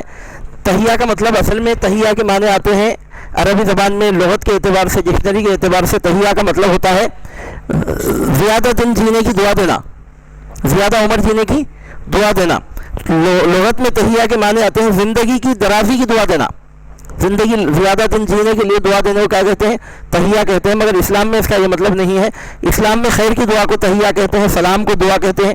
اسلام میں سلام کرنے کا یہ طریقہ نہیں بتایا کہ تم لمبے زمانے تک جیو, بلکہ یہ بتایا گیا کہ تم سلامتی کے ساتھ رہو. 100 دن رہو کہ ایک دن, 100 سال جیو کہ 10 سال, لیکن جب تک جیو سلامتی سے جیو. جب مرو تو آخرت میں بھی تم کو سلامتی نصیب ہو. یعنی سلامتی کی دعا کو تحیہ کہتے ہیں اسلام میں. اس میں زندگی کے لمبے ہونے یا نہیں ہونے کا کوئی عمل دخل نہیں ہے, وہ سلامتی کی دعا ہے. تو بہرحال یہاں حکم دیا گیا کہ جب کوئی آدمی کسی کو سلام کہے تو اسے چاہیے کہ اس سے بہتر الفاظ میں جواب دے. سلام کرنا سنت, جواب دینا واجب ہے. یعنی اگر کوئی السلام علیکم کہے, حدیث پاک میں آتا ہے, تو اس کا بہتر طریقہ ہے کہ سلام کے ساتھ رحمت کا بھی ذکر کرے, السلام علیکم ورحمۃ اللہ بڑھا کر کہے. اگر کوئی السلام علیکم ورحمۃ اللہ کہے تو برکت کا اضافہ کر کے کہے وعلیکم السلام ورحمۃ اللہ وبرکاتہ. یہ بھی ہو سکتا ہے کہ کوئی السلام علیکم کہے تو جواب میں وعلیکم السلام کہنے کے بجائے وعلیکم السلام ورحمۃ اللہ وبرکاتہ, رحمت اور برکت کو شامل کیا ہے. یہ بہتر طریقہ ہے. یا کم از کم جتنا سلام اس نے کیا ہے اتنا تو سلام اس کو لوٹانا ضروری ہے. اگر اس نے صرف السلام علیکم کہا تو ادنا درجہ ہے کہ وعلیکم السلام کہہ دیں. السلام علیکم ورحمۃ اللہ کہا تو ادنا درجہ ہے کہ وعلیکم السلام ورحمۃ اللہ کہیں. سلام میں جتنے الفاظ ہیں جواب میں سے کم نہیں ہونا ہے الفاظ, یہ مطلب ہے اس کا. تو حکم دیا جا رہا ہے کہ سلام کو پھیلاؤ. حضور نبی کریم صلی اللہ علیہ وسلم فرماتے ہیں کہ جب تک تم ایمان نہیں لاؤ گے جنت میں داخل نہ ہوگے, اور جب تک آپس میں محبت نہ کرو گے تو ایمان نصیب نہ ہوگا. سرکار فرماتے ہیں جب تک ایمان نہیں لاؤ گے جنت میں داخل نہیں ہوگے, اور جب تک آپس میں محبت نہیں کرو گے تو ایمان نصیب نہیں ہوگا. کیا میں تمہیں ایسی چیز نہ بتاؤں جس پر عمل کرو تو آپس میں محبت اور پیار پیدا ہو جائے. پھر خود ہی ارشاد فرمایا کہ ایک دوسرے کو السلام علیکم کہا کرو. یہ حدیث شریف ہے کہ حضور صلی اللہ علیہ وسلم فرماتے ہیں سلام کرنے سے محبتوں میں اضافہ ہوتا ہے. اور اسلام ایسا مذہب ہے جو ہر مسلمان کو سلام کرنے کی تعلیم دیتا ہے, چاہے جان پہچان ہو کہ نہ ہو, پہلے سے شناسائی ملاقات ہو کہ نہ ہو. اور آخر میں بتایا جا رہا ہے کہ اللہ وہ ہے جس کے سوا کوئی معبود نہیں ہے, اور قیامت کے دن اللہ تعالیٰ تم کو ضرور جمع کرے گا, چاہے تم میدان جنگ سے بھاگ کر रसूल पाक सल्लल्लाहु अलैहि वसल्लम की नाफरमानी करो या हुज़ूर सल्लल्लाहु अलैहि वसल्लम की फरमा बरदारी में अपनी जान निछावर करो, अच्छा अमल करो या बुरा, बहरहाल अल्लाह ताला सबको दुनिया जितने लोग दुनिया में हैं सबको क़यामत के दिन जमा फरमाएगा और क़यामत के आने में कोई शक नहीं है। और अल्लाह ताला फरमाता है कौन ज़्यादा सच्चा है अल्लाह ताला से बात कहने में? क्या अल्लाह ताला से बढ़कर भी कोई सच्ची बात कह सकता है? जब वो कह रहा है कि तुमको क़यामत के दिन जमा करेगा तो बराबर जमा करेगा, उसके आने में कोई शक नहीं है। तो इस तरह गोया तफसीली मज़ामीन हमने आपके सामने बयान कर दिए हैं बात में लाकर। अब सिर्फ उसका एक कंक्लूजन बयान करके हम दर्स को तकमील तक पहुंचा देते हैं। अल्लाह सुब्हानहू व तआला फरमाता है क्या नहीं देखा आपने उन लोगों की तरफ, यहाँ उन लोगों से मुराद कौन है? मुनाफिकीन मदीना। मुफस्सिरीन इत्तेफाक करते हैं कि ये आयतें सहाबा किराम रिज़वानुल्लाहि अलैहिम अजमईन के हक़ में नाज़िल नहीं हुई, ये मुनाफिकीन के हक़ में आयतें नाज़िल हो रही हैं। उन लोगों से मुराद यहाँ मुनाफिकीन मदीना है। अल्लाह ताला फरमाता है कि आपने नहीं देखा उन लोगों की तरफ, यानी उन मुनाफिकीन की तरफ जिन्हें जब कहा गया कि रोको अपने हाथों को और क़ाइम करो नमाज और अदा करो ज़कात, इन बातों को तो मान लिया, यानी जब नमाज़ पढ़ने की बात आई तो नमाज़ पढ़कर बता दिए। फिर जब फ़र्ज़ किया गया उन पर जिहाद तो उनके आसान ख़ता होने लगी कि ये क्या हो गया। थोड़ी देर नमाज़ पढ़कर अपना ईमान साबित कर देना उनके लिए आसान था, लेकिन जंग में जाकर अपनी जान निछावर कर देना उनके लिए बहुत मुश्किल बात थी। वो ईमान लाए ही नहीं थे तो उनके लिए बड़ी मुश्किल थी, उनके आसान ख़ता होने लगते थे। जब फ़र्ज़ किया गया उन पर जिहाद तो एक गिरोह उनमें से डरने लग गया लोगों से, यानी मौत से कैसा डरते हैं मुनाफिकीन, अल्लाह ताला फरमाता है लोगों से ऐसा डरने लग गया उनमें से गिरोह जैसे खुदा से डरा जाता है, ऐसे भी ज़्यादा। जिहाद में जाने की जब बात आई तो ऐसा डरने, खुदा से बंदा जैसा डरता है उससे बढ़कर डरने लगे, ये जान का खौफ था उनको। अल्लाह ताला फरमाता है और कहने लगे, कौन कहने लगे? मुनाफिकीन। सहाबा किराम की ज़बान पर कभी ऐसी बात नहीं आ सकती, मैं मुकर्रर अर्ज़ कर रहा हूँ, यह आयतें सहाबा के बारे में नहीं, मुफस्सिरीन ने बड़े शद्दोमत के साथ ये ऐलान फरमाया है, यहाँ पर ये डिक्लेरेशन दिया है कि आयतें मुनाफिकीन के बारे में है। जब जिहाद की बारी आ गई तो मुनाफिकीन की ज़बान से निकला, सहाबा कभी ऐसा नहीं बोल सकते। तो मुनाफिकीन कहने लगे अय हमारे परवरदिगार, क्यों फ़र्ज़ कर दिया तूने हम पर जिहाद, और क्यों तूने हमें मोहलत नहीं दी थोड़ी मुद्दत तक के लिए, कुछ दिन हम और जी लेते, जिहाद को फ़र्ज़ करके तूने हमारी मोहलत क्यों ख़त्म कर दी?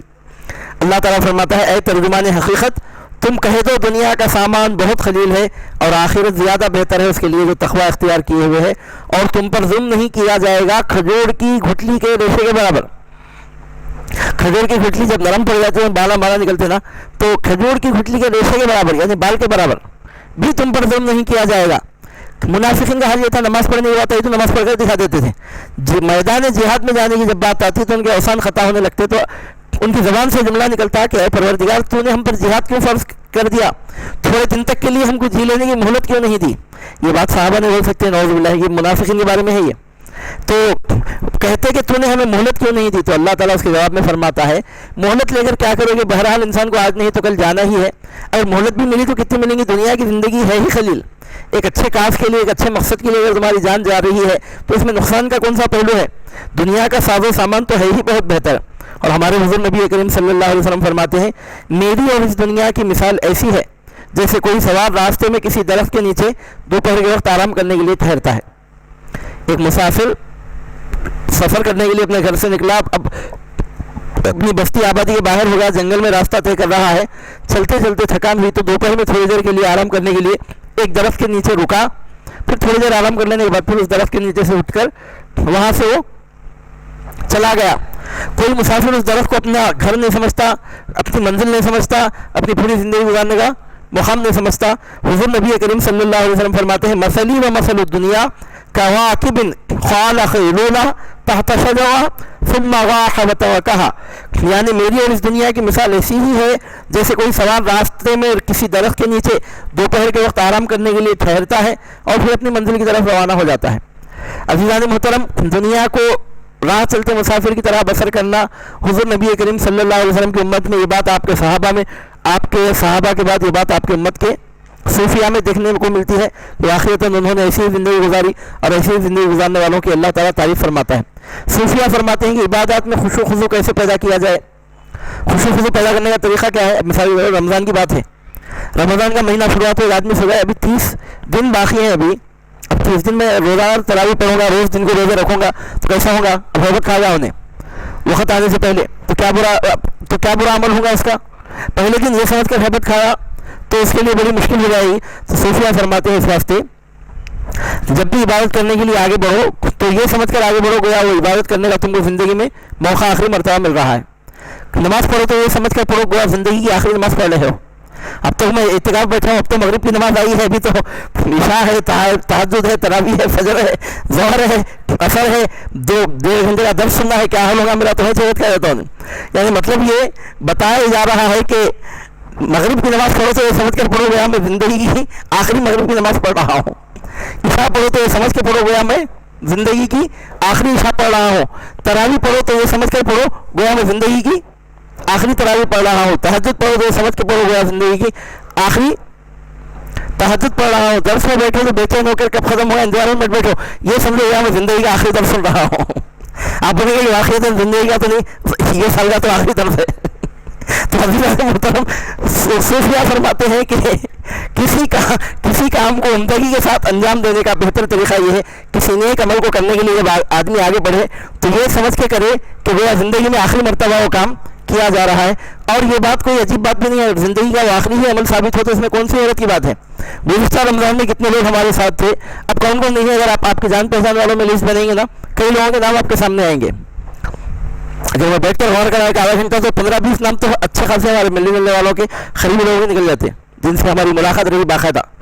खाली हाय हेलो सलाम अलैक सलाम दुआ करने वालों की बात तो बहुत दूर की है, मिलने जुलने वाले लोग जिनसे जान पहचान शनासा वाकफियत है 10-15 लोगों के नाम तो मिल ही जाते हैं जो गुज़िश्ता साल रमज़ान में थे और इस साल रमज़ान मुबारक में नहीं है।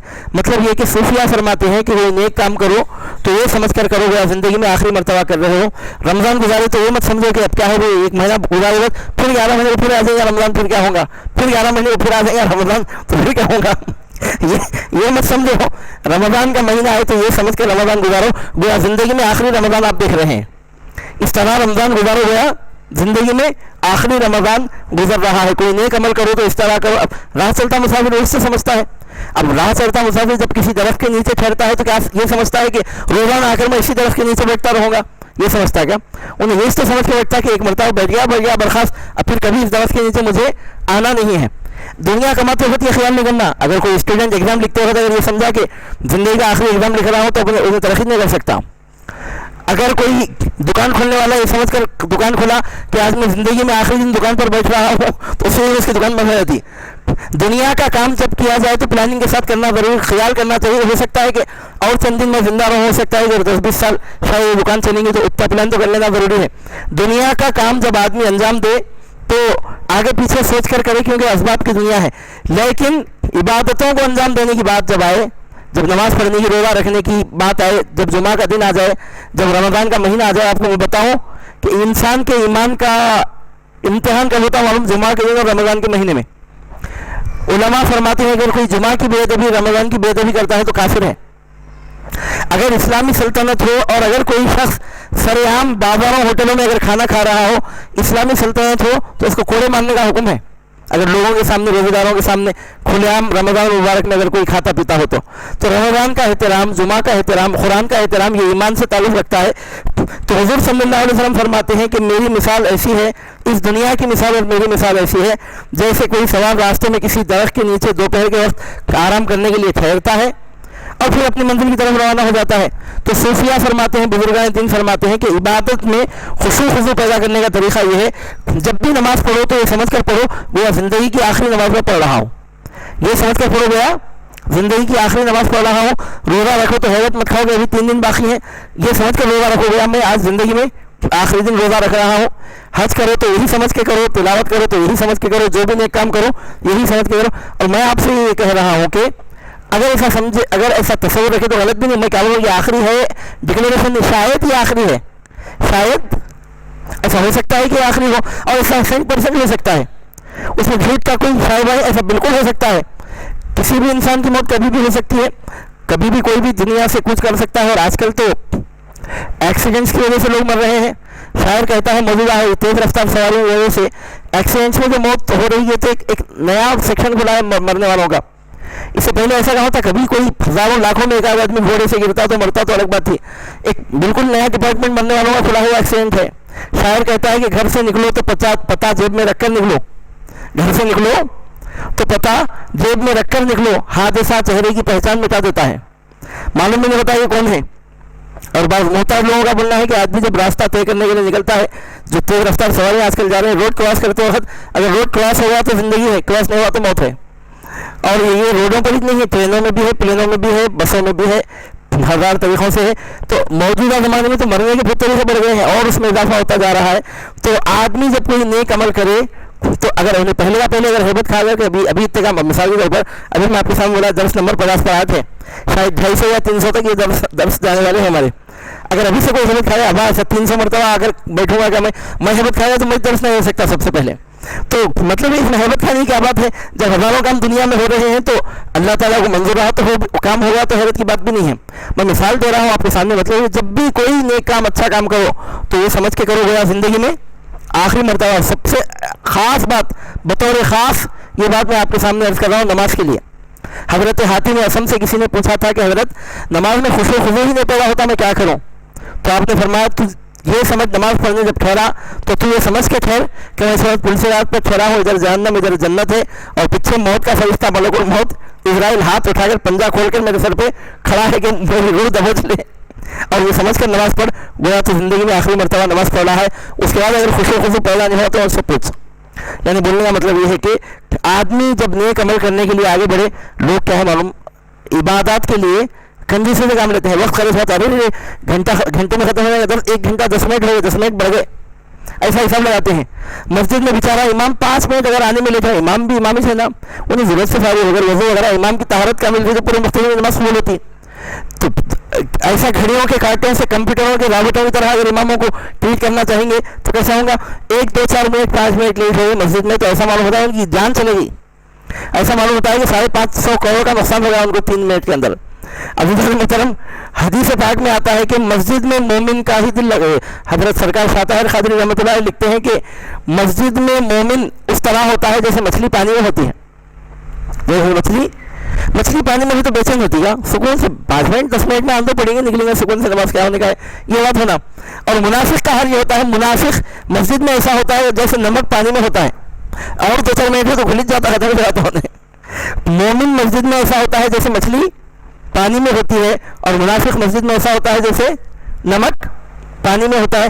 مومن مچھلی کی طرح، منافق نمک کی طرح ہوتا ہے.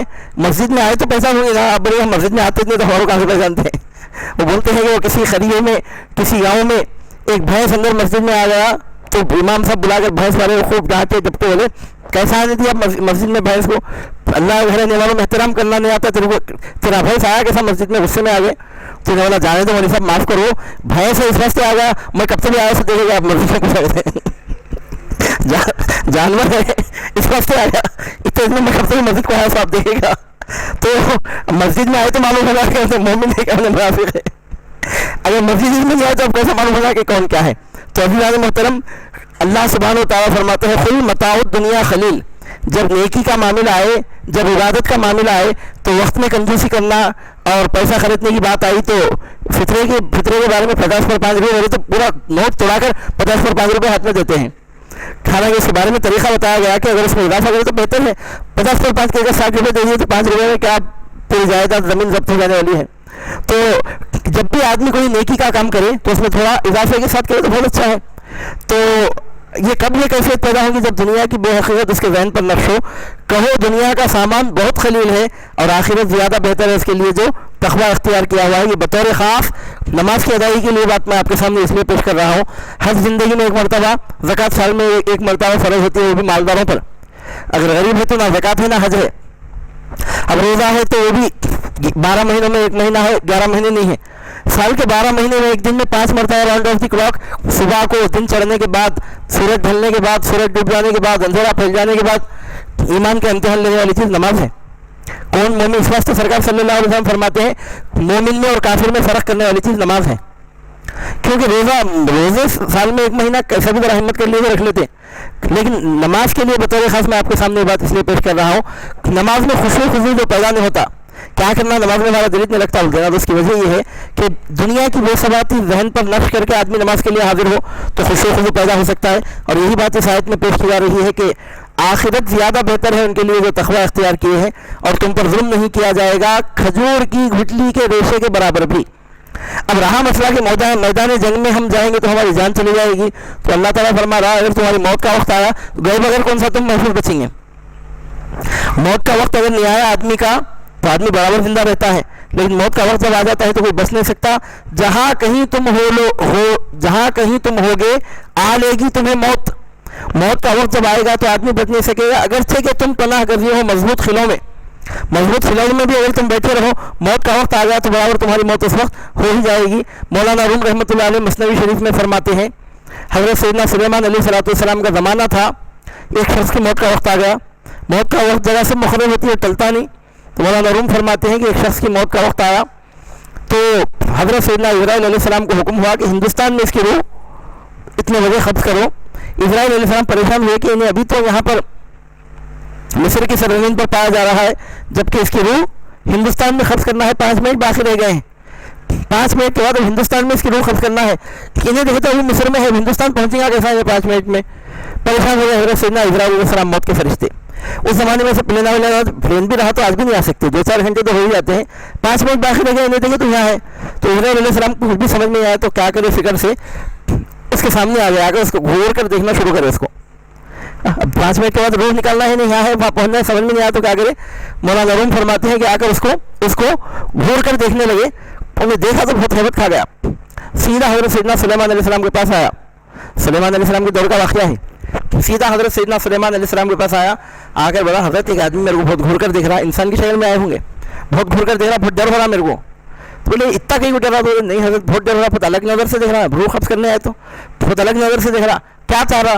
بولے میں اس سے بچنا چاہتا ہوں، مجھے ہندوستان میں پہنچا دیجیے، ہوائیں آپ کے مسخر ہیں، آپ اگر حکم دیے تو میں ہندوستان میں پہنچ جاؤں گا، آپ مجھے ہواؤں کو حکم دے کر مجھے ہندوستان میں پہنچا دیے۔ سلیمان علیہ السلام کے لیے بڑی مشکل بات نہیں تھی، آپ نے ہوا کو حکم دیا تو ہوا نے اس کو ہندوستان پہنچا دیا، اسرائیل علیہ السلام بھی اس کے پیچھے آ گئے۔ وہی انتظار میں تھے کہ اتنے بجے ہندوستان میں روح قبض کرنا ہے، پریشان تھے کہ انہیں مصر میں ہے۔ تو مولانا روم رحمۃ اللہ علیہ فرماتے ہیں جب آدمی کے موت کا وقت آتا ہے تو ایسا اپنے منہ سے بول کر انہیں ہندوستان میں پہنچا، اس کو یہ نہیں معلوم کہ ہندوستان میں اس کی موت کا وقت مقرر ہے۔ تو ارشاد ہوتا ہے موت سے ڈرنا مومن کی شان نہیں ہے۔ یہ بات ثابت ہے کہ موت کا جب وقت آتا ہے تو ٹلتا نہیں ہے، اور موت کا وقت اگر نہیں آیا تو کوئی مرتا نہیں ہے۔ وہی بات یہاں بیان ہوتی ہے کہ تم جہاد میں گئے بغیر سمجھ رہے ہو کہ تمہاری عمر لمبی ہوگی، ایسا کسی کی عمر لمبی نہیں ہوتی۔ جہاں کہیں تم ہوگے آ لے گی تمہیں موت، اگرچہ تم پناہ گزین ہو مضبوط قلعوں میں، اور اگر پہنچے انہیں کوئی بھلائی تو کہتے ہیں یہ اللہ کی طرف سے ہے، اگر انہیں پہنچے کوئی تکلیف تو کہتے ہیں یہ آپ کی طرف سے ہے۔ اے میرے رسول آپ فرمائیے سب اللہ کی طرف سے ہے۔ ہم نے ابھی آپ کے سامنے عرض کیا کہ منافقین مدینہ جب کوئی خیر دیکھتے تو بولتے یہ تو تقدیری امور ہے، اللہ کی طرف سے۔ کوئی غلط بات دیکھنے میں آتی، اگر غلے کی قیمت بڑھ جاتی، باغات میں پھل صحیح نہیں لگتے، کبھی خزاں کی وجہ سے، بارش نہیں ہونے کی وجہ سے، تو نعوذ باللہ من ذالک حضور صلی اللہ علیہ وسلم کی طرف منسوب کرتے تو اللہ تعالیٰ اس کا رد فرما رہا ہے۔ سب تقدیری امور ہیں، اگر انہیں پہنچے کوئی تکلیف تو کہتے ہیں میرے پیارے حبیب آپ کی طرف سے ہے۔ یہ نبی کے آئے مدینے میں غلے کی قیمت بڑھ گئی، نعوذ باللہ من ذالک۔ یہ نبی کے آئے، ان کے صحابہ کے آئے مدینے میں ہمارے باغوں کو صحیح پھلنے لگے، نعوذ باللہ من ذالک، سرکار کی طرف منسوب کرتے ہیں۔ تو اللہ تعالیٰ فرماتا ہے میرے رسول آپ فرمائیے سب اللہ کی طرف سے ہے۔ تو کیا ہو گیا اس قوم کو کہ بات سمجھنے کے قریب ہی نہیں جاتے، سمجھنا ہی نہیں چاہتے۔ ایک آدمی بات سمجھنا چاہا تو سمجھا سکتے، انہیں سمجھنا نہیں چاہا تو دنیا میں کوئی اس کو سمجھا نہیں سکتا۔ جو سمجھنا چاہا اس کو سمجھا سکتے ہیں۔ ایک آدمی قسم کھا کے بیٹھا، آپ کچھ بھی بولیں گے میں آپ کی بات نہیں ماننے والا ہوں آج، تو اس کو کون سمجھا سکتا؟ مرخ کی ایک ٹانگ بول کر انہیں بیٹھا تو اس کو کوئی ثابت نہیں کر سکتا کہ 2 ٹانگ ہیں۔ الف کو نقطہ انہیں مان کر بیٹھا تو کوئی بتا نہیں سکتا کہ الف کو نقطہ نہیں ہے۔ تعصب کی بنیاد پر، نہیں سمجھنے کی بنیاد پر اگر کوئی ارادہ کر لے کہ نہیں سمجھوں تو اس کو کون سمجھائے گا؟ تو ارشاد ہوتا ہے کیا ہو گیا اس قوم کو کوئی بات سمجھنے کے قریب تک نہیں آتے۔ کیسے معجزے دیکھ رہے ہیں میرے نبی کے، کیسی برکتیں ظاہر ہو رہی ہیں، الٹا بے برکتی کو ان کی طرف منسوب کرتے ہیں۔ کیا پورے طور پر ان کا دماغ کام کرنا چھوڑ دیا ہے؟ آخر ہوا کیا ہے؟ ان کو بات سمجھنے کے قریب تک کیوں نہیں آتے؟ جو پہنچے آپ کو بھلائی سو اللہ کی طرف سے ہے، اور پہنچے آپ کو تکلیف سو آپ کی طرف سے ہے۔ یہاں آپ سے مراد پورے انسانوں کو طریقہ، پورے مخلوق کو طریقہ سکھایا جا رہا ہے ادب کا۔ میں تمہید میں سب مضامین بیان کر چکا ہوں، اب کنکلوژن ہے یہ، مطلب یہ کہ اگر کوئی شر انسان کو پہنچے تو اس کو ادباً اپنی طرف پھیر لینا چاہیے۔ اور بھیجا ہے ہم نے آپ کو سب لوگوں کی طرف رسول بنا کر، اور کافی ہے اللہ تعالیٰ آپ کی رسالت کا گواہ۔ یعنی آپ ایسی شان کے ساتھ بھیجے گئے میرے نبی۔ یہ لوگ کہتے ہیں آپ آئے تو مدینے میں باغوں کو پھلنے لگ رہے ہیں، آپ آئے تو مدینے میں غلے کی قیمت بڑھ گئی، آپ کو ہم نے صرف مدینے کے لیے رسول بنا کر نہیں بھیجا، آپ کو ہم نے پوری کائنات کے لیے رسول بنا کر بھیجا۔ جس کو مدینے میں برکت مل رہی ہے وہ آپ کے دم قدم سے مل رہی ہے۔ مدینے کے علاوہ ایران و سمرقند میں، دنیا کے کونے کونے میں، افریقہ کے صحراؤں میں، چین و عرب کے گوشے گوشے میں، ہند و روم کے چپے چپے میں، جہاں پوری زمین پوری کائنات میں جس کو جو بھی نعمت مل رہی ہے میرے پیارے مصطفیٰ وہ آپ ہی کے صدقے میں مل رہی ہے۔ ایسا نہیں صرف اہل مدینہ ہی کو آپ سے برکت حاصل ہو رہی ہے، ہم نے آپ کو تمام انسانوں کی طرف رسول بنا کے بھیجا ہے، اور اللہ تعالیٰ آپ کی رسالت کا کافی گواہ ہے۔ کسی اور کو آ کر اب آپ کی رسالت کو اپلوڈ کرنے کی ضرورت نہیں ہے، آپ محتاج نہیں ہیں اپنی رسالت کو ثابت کرنے میں، آپ محتاج سند نہیں ہیں انہیں آ کر مانا تو آپ رسول، نہیں مانا تو رسول نہیں، نعوذ باللہ من ذالک۔ آپ کو کسی کے اپلوڈ کی ضرورت نہیں، آپ کو کسی کے ماننے نہیں ماننے سے کچھ فرق پڑنے والا نہیں ہے، آپ کی رسالت کی گواہی اللہ دیتا ہے، اللہ تعالیٰ آپ کی رسالت کی گواہی دے رہا ہے۔ اب جو مانیں گا اپنا فائدہ کریں گا جنت میں جائیں گا، نہیں مانیں گا تو جہنم میں جائیں گا۔ آپ کی رسالت کی گواہی دینے کے لیے اللہ کی ذات کافی ہے۔ جس نے اطاعت کی رسول کی، اس کے بعد ارشاد ہوتا ہے کہ جس نے اطاعت کی رسول کی تو یقیناً اس نے اطاعت کی اللہ کی، اور جس نے منہ پھیرا تو ہم نے آپ کو کچھ پاسبان بنا کر نہیں بھیجا۔ اگر کوئی آپ کی اطاعت کرتا ہے تو آپ پر کچھ احسان نہیں کر رہا، اگر کوئی آپ کی اطاعت کرتا ہے تو گویا وہ اللہ کی اطاعت کرتا ہے۔ یہاں سے بتایا جا رہا ہے کہ اگر کوئی قرآن کو مان کر حدیث کو نہیں ماننے کی بات کرتا ہے تو منکر حدیث نہیں ہے، منکر قرآن ہے وہ۔ اگر کوئی قرآن کو مان کر حدیث کو نہیں ماننے کی بات کرتا ہے تو منکر حدیث نہیں ہے، منکر قرآن ہے، کیونکہ قرآن خود حضور نبی کریم صلی اللہ علیہ وسلم کی اطاعت کرنے کی بات کرتا ہے۔ اگر کوئی قرآن پڑھ کر کہے کہ ہم قرآن ہی کو مانتے ہیں، رسول کی اطاعت نہیں کرتے، تو رسول کا منکر نہیں، قرآن کا منکر ہے، کیونکہ قرآن فرماتا ہے جس نے اللہ کی اطاعت کی اس نے رسول کی اطاعت کی، اور جس نے منہ پھیرا تو ہم نے آپ کو کچھ پاسبان بنا کر نہیں بھیجا، ان پر ہم آپ سے انہیں پوچھیں گے انہیں کہیں کو نہیں مانا، انہیں کہیں کو نہیں مانا، آپ کچھ نگران بن کر نہیں گئے، آپ کا کام ہے بات پہنچا دینا۔ عزیزان محترم، ابھی میں عرض کر رہا تھا آپ کے سامنے، کسی بھی داعی کے لیے، مبلغ کے لیے، مرشد کے لیے، ہادی کے لیے، عالم کے لیے، حد تو یہ ہے کہ نبی کے لیے، رسول کے لیے بھی ذمہ داری یہیں تک ہے کہ بات پہنچائی جائے۔ بات نہیں پہنچائے تو ان کی ذمہ داری ہے، اگر بات پہنچا دی ہے تو ان کا ذمہ ختم ہو گیا۔ اب کون مانتے ہیں نہیں مانتے ہیں وہ اپنا نتیجہ خود دیکھتے ہیں، اس سے بڑھ کر ذمہ داری نہیں ہے۔ قیامت کے دن جب رسولوں کو اللہ کی بارگاہ میں پیغمبروں کو حاضر کیا جائے گا، آپ سن کر حیرت کریں گے، بعض پیغمبر ایسے بھی ہوں گے کہ ایک نبی کے ساتھ ایک ہی امتی آئے گا قیامت کے دن، بس 1,24,000 پیغمبروں میں سے ایک آدھ نبی ایسے بھی ہوں گے کہ ایک ہی نبی ہوں گے۔ آپ کی امت میں کون کون ہے؟ ایک ہی شخص رہے گا، بولے گا میں ان کا امتی ہوں، یعنی انہوں نے اپنی قوم کی طرف پیغام پہنچایا، وہ پوری قوم میں ایک آدمی کو چھوڑ کر دوسرا آدمی ان کی بات نہیں مانا۔ تو قیامت کے دن بعد ایسے بھی پیغمبروں کا حشر ہوگا کہ ایک نبی کے ساتھ ایک ہی امتی رہیں گا، تو ان کی نبوت پر ریمارک آ جاتا ہے اس سے، کیا ان کی نبوت کی شان میں کچھ فرق آ جاتا ہے اس سے؟ جی نہیں، پہنچانا یہ ہادی کی ذمہ داری ہے، رہبر کی ذمہ داری ہے، مبلغ کی ذمہ داری ہے۔ ماننا نہیں ماننا، ماننے والا خود اس کا نتیجہ دیکھے گا، نہیں ماننے والا خود اس کا نتیجہ دیکھے گا۔ کوئی علمی بات جب ایک عالم دین لوگوں کے سامنے پیش کر دیتا ہے، مثال کے طور پر بد عقیدہ ہوئے پیچھے نماز پڑھنے سے نماز مکروہ ہوتی ہے، عالم دین نے کہہ دیا، اب اس کی ذمہ داری ختم ہوئی ہے، جا کر بد عقیدوں کے پیچھے پڑھو، کافروں کے پیچھے پڑھو۔ اس عالم دین کو بال کے برابر نقصان نہیں پہنچنے والا ہے، انہیں جا کر پڑھیں گا تو خود اپنا نتیجہ دیکھیں گا۔ اگر کوئی اپنے نوازہ کامل کرے گا تو اس کی نورانیت سے اس کے روحانی مرتبے بلند ہوں گے۔ تو مثال میں دے رہا ہوں، مطلب یہ کہ جب بھی کوئی بات، کوئی ہادی، کوئی رہبر، کوئی نبی، کوئی رسول قوم تک پہنچا دیتا ہے تو ان کی ذمہ داری ختم ہو جاتی ہے۔ ارشاد ہوتا ہے جس نے اطاعت کی رسول کی اس نے اطاعت کی اللہ کی، اور جس نے منہ پھیرا تو نہیں بھیجا ہم نے آپ کو ان کا پاسبان بنا کر۔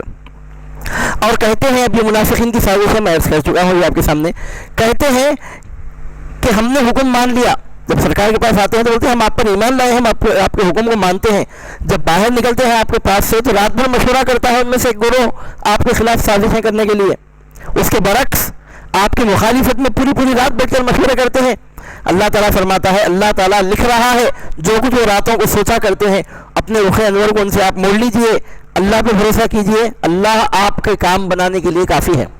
ان کی سازشوں سے، ان کی پلاننگوں سے، ان کے منصوبوں سے کچھ ہونے والا نہیں ہے، وہی ہوتا ہے جو اللہ کو منظور ہوتا ہے۔ اللہ آپ کا کارساز ہے اور اللہ تعالیٰ آپ کے لیے کافی ہے۔ تو کیا غور نہیں کرتے قرآن میں، اور اتنا بھی نہیں سمجھتے کہ اگر وہ غیر اللہ کی طرف سے بھیجا جاتا تو ضرور اس میں کثیر اختلاف ہوتا کہ عرب کے رہنے والے، عربی کے جاننے والے، اہل کتاب توریت و انجیل کا علم رکھنے والے ہیں، کیا کبھی قرآن میں غور نہیں کرتے؟ اگر قرآن میں غور کر لیتے تو ان کو پتہ چل جاتا کہ یہ اللہ کا کلام ہے، اس میں اختلاف ہی نہیں ہے۔ جب آئی ہے ان کے پاس کوئی بات اطمینان یا خوف کی تو چرچا کرنے لگتے ہیں اس کا، ذرا کوئی افواہ پھیلی تو خوب پھیلاتے ہیں اس کو، اس کو حل کرنے کے بجائے ابھی پھیلانے کی کوشش کرتے ہیں اس کو. جب آتی ہے ان کے پاس کوئی بات اطمینان کی یا خوف کی تو چرچا کرنے لگتے ہیں اس کا. اگر اس بات کو لوٹا دیتے رسول کریم کی طرف اور با اقتدار لوگوں کی طرف اپنی جماعت سے تو جان لیتے اس خبر کی حقیقت کو. ہونا تو ایسا ہی تھا کہ جو ارباب حل و عقد ہے ان کی طرف معاملے کو پیش کر کے مسئلے کو سالو کرنے کے بجائے اور اس کو پھیلاتے پھرتے ہیں بات کو. تو جان لیتے اس کی حقیقت کو جو لوگ وہ نتیجہ اخذ کرتے ہیں بات کا ان میں سے. اور اگر نہ ہوتا اللہ کا فضل تم پر اور اس کی رحمت تو ضرور تم اتباع کرنے لگتے شیطان کا سوائے چند آدمیوں کے. یعنی حضور صلی اللہ علیہ وسلم کی امت پر یہ اللہ کا فضل ہے کہ سرکار کی امت میں ایک جماعت، ایک اچھی خاصی جماعت ہر زمانے میں ہر علاقے میں حق پر قائم رہتی ہے. یہ اللہ کا فضل، اس کی رحمت ہے. اگر ایسا نہیں ہوتا تو شیطان چند لوگوں کو چھوڑ کر سب کو گمراہ کر دیتا. لیکن حضور صلی اللہ علیہ وسلم کی امت کے لیے شیطان اس طور پر کامیابی حاصل نہیں کر سکتا.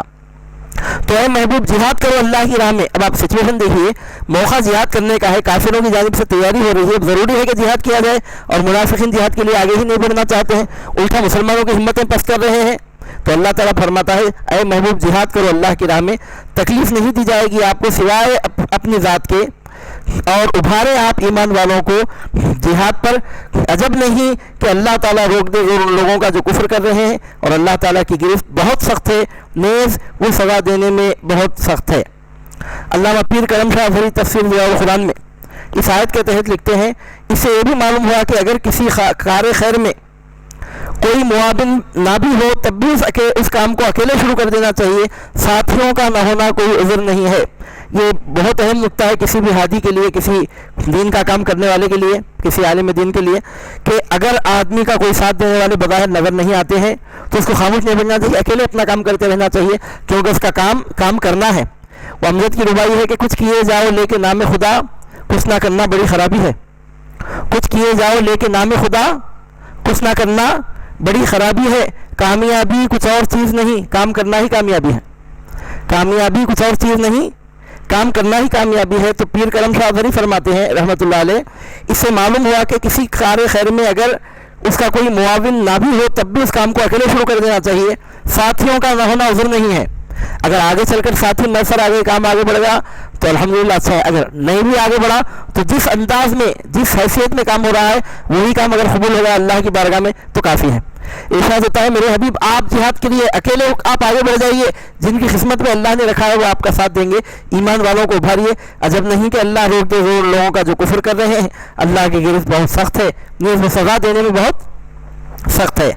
جو کرے گا سفارش اچھی ہوگا اس کا حصہ اس میں سے، اور جو کرے گا سفارش بری تو ہوگا اس کا حصہ، ہوگا اس کا بوجھ اس کے لیے. اور اللہ تعالیٰ ہر چیز پر قدرت رکھتا ہے. ہم نے بھی آپ کے سامنے عرض کیا ہے، جب کوئی آدمی کوئی اچھا یا برا کام کرنے کے لیے آگے بڑھتا ہے تو جو اس کے ایسوسیٹس ہوتے ہیں، جو اس کے معاون ممد و معاون ہوتے ہیں، جو ہر طرح اس کا ساتھ دینے والے ہوتے ہیں، ان کو بھی اچھا کام کرنے والے کے برابر اچھے کام کا ثواب، برا کام کرنے والے کے برابر برے کام کا گناہ دیا جاتا ہے. کیونکہ وہ انڈائریکٹ وہ بھی اس کام کو آگے بڑھانے میں گویا اپنے آپ کو شامل کر لیتے ہیں، تو اس کے نتیجے میں بھی شامل ہوتے ہیں. اس سے معلوم ہوتا ہے کہ کوئی آدمی اچھا کام کرے تو اس کا ساتھ دینا چاہیے. اچھا کام کرنے والے کا ساتھ دینے والے کو بھی اچھا کام کرنے والے کے برابر ثواب ملتا ہے. کوئی برا کام کرے تو اس کا ساتھ نہیں دینا چاہیے. برا کام کرنے والے کا ساتھ دینے والے کو بھی برا کام کرنے والے کے برابر گناہ ہوتا ہے. اور پھر ارشاد ہوتا ہے اس کے بعد، جب سلام دیا جائے تمہیں کسی لفظ دعا سے تو سلام دو تم ایسے لفظ سے جو بہتر ہو اس سے، یا کم از کم وہی لفظ دہرا دو. بے شک اللہ تعالیٰ ہر چیز کا حساب لینے والا ہے. اس آیت سے ثابت ہوتا ہے کہ سلام کا جواب دینا واجب ہے، کیونکہ اللہ تعالیٰ فرماتا ہے کہ جب تم کو کوئی سلام کرے تو اس سے بہتر لفظ میں اس کو جواب دو، یا کم از کم وہی لفظ اس کو دہرا دو. اس آیت سے سلام کا جواب دینا واجب قرار پاتا ہے. اگر کوئی کسی کو سلام کرے تو ضروری ہے کہ جواب دے. لیکن بعض موقع ایسے ہیں، احادیث مبارکہ سے پتہ چلتا ہے کہ ان موقع پر سلام کا جواب دینا معاف ہے. ایسے موقع پر پہلے تو سلام کرنا ہی نہیں چاہیے. اگر کوئی سلام کر دیا تو جواب دینے والے پر کوئی ضروری نہیں کہ جواب دے. مثال کے طور پر ایک شخص کھانا کھا رہا ہے، یا تقاضۂ حاجت کے لیے گیا ہے، یا قرآن کی تلاوت میں مصروف ہے، یا مسجد میں بیٹھا ہے ذکر اذکار میں پہلے سے مصروف ہے، یا کوئی درس دے رہا ہے، واعظ کر رہا ہے، سبق پڑھا رہا ہے، ایسے موقع پر آ کر اگر کوئی سلام کر رہا ہے تو اس موقع پر جواب دینا کوئی ضروری نہیں ہے. ایسے موقع پر سلام کرنے والے کی غلطی ہے کہ جہاں سلام کرنے کی اجازت نہیں ہے وہاں اس نے سلام کیا، تو ایسے موقع پر جواب نہیں دینا چاہیے. اس کے علاوہ بقیہ نارمل حالتوں میں سلام کا جواب دینا واجب ہے. اب میں درس دے رہا ہوں، آپ کے سامنے ایک آدمی آ کر کھڑا ہو گیا، وہاں سے السلام علیکم بول رہا ہوں، دیکھ کر نظر انداز کرے تو پھر ذرا نظر پڑے تو بولا السلام علیکم تو اس کا جواب دینا کوئی واجب نہیں ہے. آپ حمام میں پانی نہا رہے ہیں اور باہر سے اگر ایک آدمی بول رہا ہے السلام علیکم تو جواب دینا واجب نہیں ہے. کھانا کھاتے وقت, پانی نہاتے وقت, تقاضے بشری سے فارغ ہوتے وقت, مسجد میں ذکر اذکار میں, نماز میں, تلاوت میں مصروف ہوتے وقت, درس دیتے وقت, سنتے وقت, خطبہ پڑھتے وقت, خطبہ سنتے وقت, ایسے موقعوں پر جہاں سلام کرنے کا موقع نہیں ہے, ایسے موقعوں پر اگر کوئی سلام کرتا ہے تو اس کے سلام کا جواب دینا واجب نہیں ہے, کیونکہ غلطی سلام کرنے والے کی ہے کہ ایسی جگہ اس نے سلام کیا جہاں سلام نہیں کیا جانا چاہیے. اس کے علاوہ بقیہ تمام نارمل حالتوں میں سلام کا جواب دینا یہ واجب ہے. جتنے الفاظ میں سلام کیا گیا کم از کم اتنے الفاظ میں جواب دیا جائے, یا اس سے بہتر ہے کہ اور اس میں زیادتی کے ساتھ, اضافے کے ساتھ سلام کا جواب دیا جائے. نارمل حالت میں سلام کا جواب ضرور دینا چاہیے. اللہ نہیں کوئی معبود بغیر اس کے, وہ ضرور جمع کرے گا تمہیں قیامت کے دن. اب جب سے مضامین بیان ہوئے کہ موت تو بہرحال آنے والی ہے, دنیا ختم ہو جانے والی, آخرت باقی رہنے والی ہے, اور یہ جتنے مضامین یہاں پر بیان ہوئے ان سب مضامین کو سننے والوں کو خبردار کیا جا رہا ہے کہ مضامین بولنے سننے کی حد تک نہیں ہے. آج مرے کل دوسرا دن, کسی پر بھی یہ وقت کسی وقت بھی آ سکتا ہے, اور دنیا میں آنے کے بعد ہر آنے والے کو جانا ہے. قیامت کے دن اللہ تعالیٰ ضرور لوگوں کو جمع کرے گا. پیغمبروں نے جو یہ خبریں دی ہیں, ہمارے حضور صلی اللہ علیہ وسلم نے جو قرآن مجید ہم کو عطا کیا ہے, یا دوسرے پیغمبروں نے اپنی اپنی قوموں کو جو خبریں دی ہیں, وہ خبریں ضرور پوری ہوں گی. قیامت کا دن ضرور آ کے رہے گا. انسان کو چاہیے کہ اس پر بھروسہ رکھے. اللہ نہیں کوئی معبود بغیر اس کے, وہ ضرور جمع کرے گا تمہیں قیامت کے دن, ذرا شک نہیں اس کے آنے میں. اور کون زیادہ سچا ہے اللہ تعالیٰ سے بات کہنے میں, یعنی اللہ کے سوا کوئی معبود نہیں ہے, اور اللہ سے بڑھ کر کون سچی بات بولنے والا ہے. اللہ تعالیٰ خود ارشاد فرما رہا ہے کہ تم کو قیامت کے دن ضرور جمع کرے گا. تو قیامت ضرور آ کے رہے گی. عقل مند وہ ہے کہ جو فکر آخرت کرے, دنیا کمائے. دنیا کمانے سے اسلام روکتا نہیں ہے, لیکن دنیا کمانے میں آخرت سے غافل نہ ہو. دنیا اس حد تک کمائے جس حد تک دنیا میں رہنا ہے, لیکن آخرت چونکہ باقی رہنے والی ہے تو زیادہ فکر آخرت کی کرنے والا ہی عقل مند ہے. اور ایسا ہی شخص در حقیقت صحیح معنوں میں مومن ہے, اور ایسے ہی شخص کو ہم متقی کہہ سکتے ہیں, اور ایسے ہی متقیوں کے لیے قرآن مجید میں ہدایت ہے, اور ایسے ہی لوگ در حقیقت صحیح معنوں میں کامیاب زندگی گزارنے والے قرار دیے جا سکتے ہیں. اللہ تعالیٰ سے دعا ہے کہ پروردگار عالم آپ کو ہم کو بھی ایسے ہی خوش نصیبوں میں شامل فرما لے. اللہ تعالیٰ کی ذات پر توکل کرنے اور اس کے رسول صلی اللہ علیہ وسلم کی اطاعت کرنے کی توفیق عطا فرمائے, اور ایمان کی برکتیں اور قرآن مجید کا فیضان دنیا میں آخرت میں آپ کو ہم کو نصیب ہو. وصلی اللہ تعالی وبارک وسلم علی خیر خلقہ ونور عرشہ نبینا حبیبنا وشفیعنا وسیدنا مولانا محمد وعلی آلہ وصحابتہ اجمعین, وآخر دعوانا ان الحمد للہ رب العالمین.